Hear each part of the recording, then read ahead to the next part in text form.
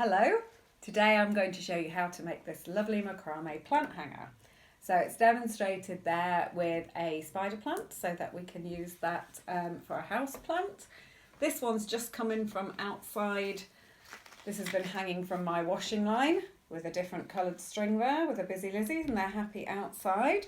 You can also use a jam jar with a tea light inside to hang from a tree or from anywhere you like if you want to do it. All the same technique. So what we need for this, I'm just going to take my spider plant out of that one now and put it down so that I can show you what we need. We need a plant pot or a jam jar. I'm going to use this plant pot. Oh, there's lots of soil coming out of that one. I'll just clean that away. Okay, so we need a plant pot. And then you need some string. Ordinary string like this perfectly well works well. This is some kind of fancy jute string with a lovely colour which also works well. And you can also use wool or crochet cotton, which is what this is. Anything that looks like this and is strong enough to hold up your plant. Okay, we need a tiny piece of sellotape and we need some scissors. And that's all that we need. You also need some space all around you. Now, you take your plant pot, and I've chosen a dark one so that you can see, but it wouldn't matter, you can do it anyway, and turn your plant pot upside down. Now, if you look at the bottom of this one, it has got 4 indentations, and that is quite handy because we're going to be working with 8 strings. If you don't have one like that, you can approximate, but it's quite handy to have it like that. And the first thing you need to do is measure your string.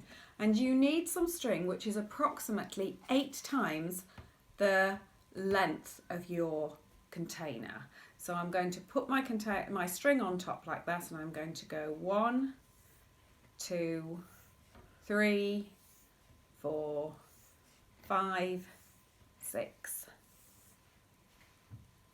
7, 8, and a little bit more. And then I'm going to cut that off. And then I'm going to use this piece of string to measure the next piece of string.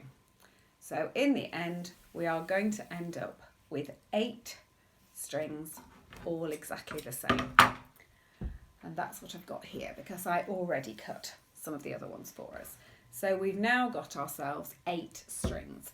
So you do need to pause now if you are going to go ahead and do this with me, because we need to have 8 strings, all more or less the same length. You know I don't do massive accuracy, so that will do. Okay, so if you pause there and then come back, you can get rid of your scissors and everything else, and you need your space around you now. Okay, now when you've done that, you need to put your plant pot in the middle of a table where you've got lots of space in between, and then you need to pick up your strings. I'm just going to move that out of the way so you can see this first bit, and then I'll put it back. All your strings are lined together like this in a bunch, and we're going to tie the simplest of knots. Now what you're going to have here is the tassel at the bottom. Oh, if I get this one for you to see, this is going to create the tassel here. So whatever size you want your tassel to be is what you're doing now. I think the length of your finger is a good sort of measurement of doing that up, or maybe even your hand. And we're going to make the simplest knot, and this is the same knot that we're going to use all the way through. So you get it like that and make a large loop like this, and then you're going to poke the ends all together through the middle of your loop like that. The simplest knot that there is. Okay, and before I tie it off, I'm going to show you that one more time. So we've got this, and we're turning ourselves like that. And then you can put your hand through and pull all of the strings at once, and then pull it closed. Okay, nice tight knot, and that's what you've got. That will be your tassel at the end. Now that tassel is a little bit long and not particularly evenly done, so I'm just going to cut that off a little bit so it doesn't get in the way, and throw those down. So we've got that neat little tassel on the end. So your plant pot is now there, And now you need to have some space. I'm going to get rid of it so I've got nothing else on my table except my little piece of sellotape. My knot is going in the middle of the pot like that. And now I'm going to spread out my strings so that they are all the way around evenly spaced. Now this is where having 4 edges will help. I will move this in a minute so that you can see it nice and clearly and you can see exactly what I've done. But I'm spreading them around like spider's legs evenly all the way around the bottom of the plant pot. Now we need to have them. Now it's important to carefully do this actually and take a little bit of time to spread out your strings as you're doing it. You can see that it is a bit awkward at this point because you have got the full length of all of your string, which is why I said it's important to have a little bit of space while you're doing this so that you can make sure it's going all the way around nice and evenly around your table. And you don't want your strings getting tangled up at this point. So they're all going nicely around. Let me see where I've got it like that. And when you're happy, I'm going to pick this up in a moment if you're thinking you can't see it. When you're happy that your strings are all evenly spaced, you get your little piece of sellotape, just about this big, and stick it right across the bottom. And now I'll pick it up so you can see. So your tassel is out of the way and your strings are going to be evenly spaced. So I've got 1 in each of the grooves that are forming the bottom of the plant pot and 1 on each bit in between. Now if you're using a jam jar you obviously won't have that, and some plant pots have different amounts, but what you're looking for is evenly spaced. So your tassel, the tassel is obviously in there for that one, but otherwise you're looking at evenly spaced strings. And now you want to make sure that your strings are spread out all the way around your table, not tangling up with each other, so that you're clear. You've got lots and lots of space for this so that you can see them all around like this. Now your tassel just needs to stay out of the way at this point. You're not using your tassel. So I'll hook it around the bottom for you. Okay. Now we're going to be using the same knot that we just used, and we're going to tie 2 of our strings together.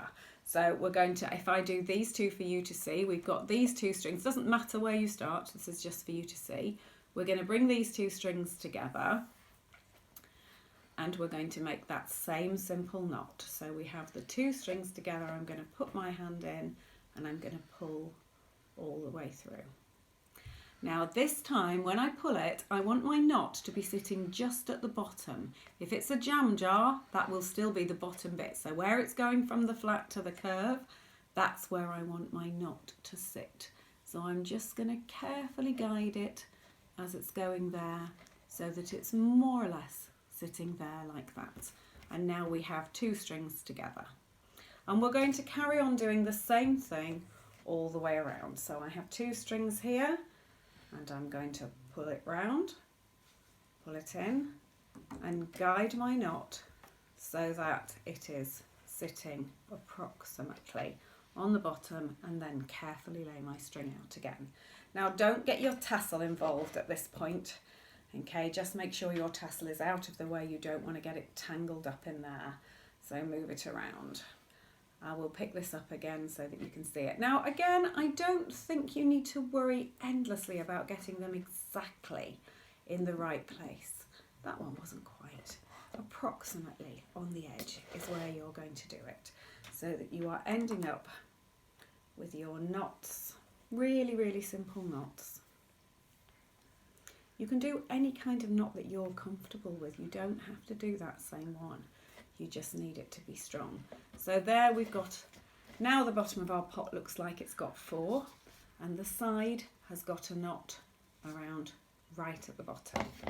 Don't keep picking yours up. Like I always say, you're much better off if yours is just lying there.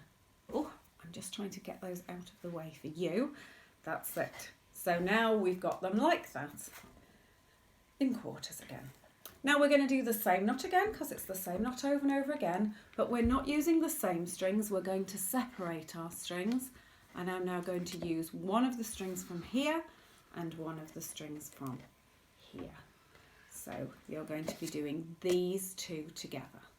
Okay, you can see what I mean there. So we don't want the knot in the same place, we want it between the next two. And this time we want our knot to come about halfway down the pot. I'm just going to flick this one out of the way. So we need it about halfway.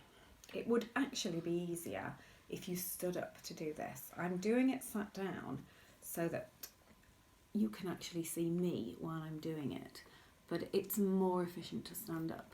So you want your knot about halfway, like that, halfway down there. And then the next two strings. So you're pulling them around. You always want to be using the strings so that you aren't ending up with your knots all in a row, but you're ending up with them like that, halfway round. Okay, and again making sure that your tassel doesn't get involved. Now flick that tassel out of the way, make sure I've got round here. I'll pick this up so that you can see what's going on around the back as well. And then this one and this one together. Simple knot all the way around.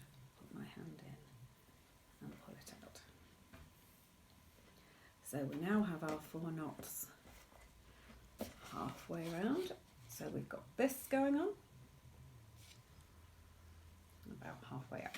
Now you can stop there, it will work there, but I'm going to do one more because I think it's actually really secure if you do one more and also looks nicer, because of course that's the point. Okay, so we're now going to separate our strings again, and we're not doing a knot on exactly the same 2 strings because otherwise they would end up in a line. What we're going to do instead is the next 2 strings together. So I'm going to pull these 2 strings together and I'm going to tie the knot. And this time I am just going to have to lean up a little bit here. Apologies if you can't see because I can't see that all the way across.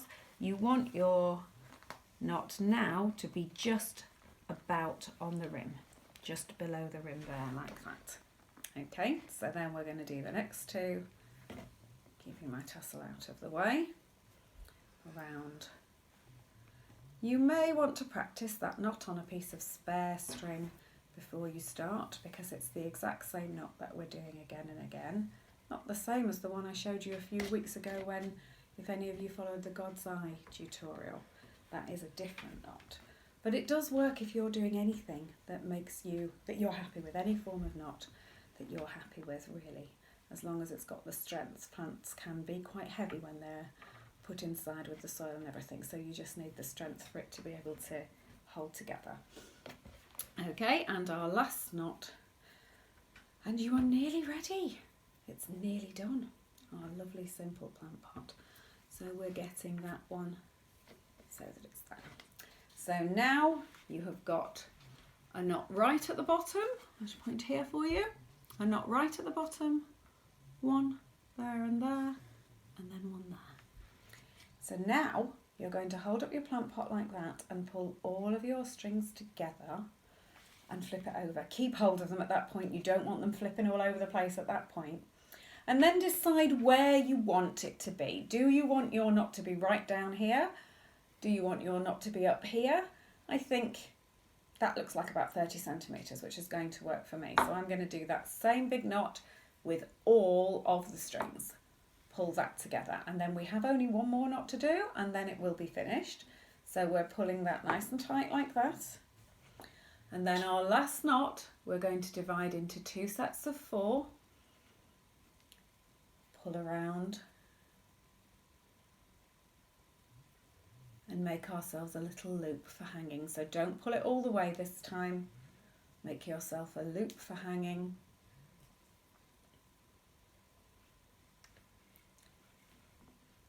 And then you can cut off. Oh, my scissors are down here now. Dropped them on the floor. Cut off all your excess bits with your loop like that. Now flip it over and remove the sellotape, which was only holding it there so that it was out of the way and wasn't shifting around all the time. The sellotape was a temporary measure. We're going to take that out. Flip it upside down with your lovely one there.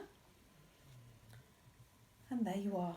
You can hang that onto a tree or anything you like.